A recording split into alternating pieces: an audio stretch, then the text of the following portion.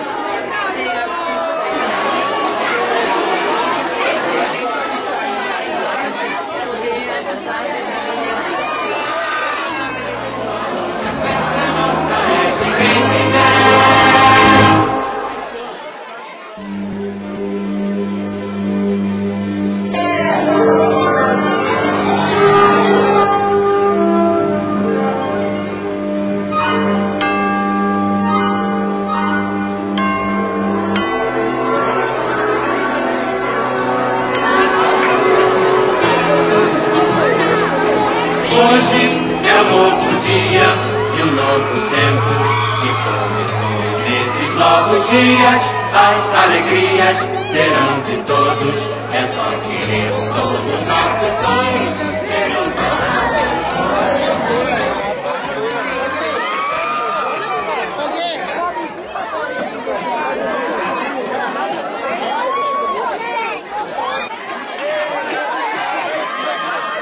verdade. Aí, tem especial aí.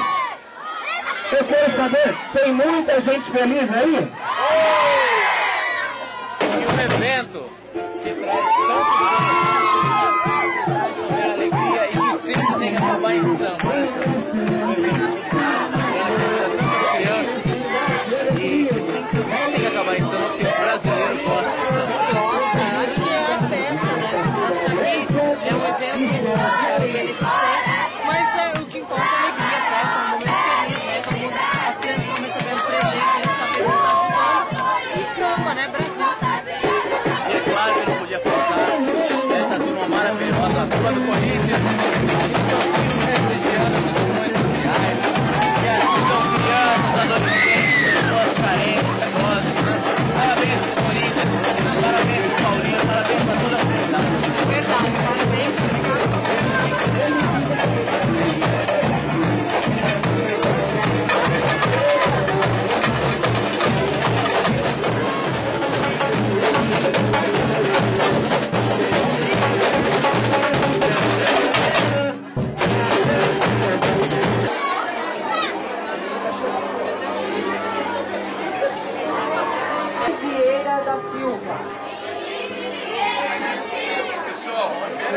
Menina linda, mais uma Maria, Maria Eduarda de Jesus.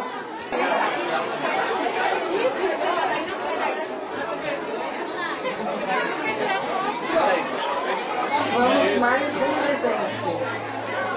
Mais um menino. Lindo aqui na foto, sorrindo. É Brian dos Santos Moreira. Brian. Ficou lindo.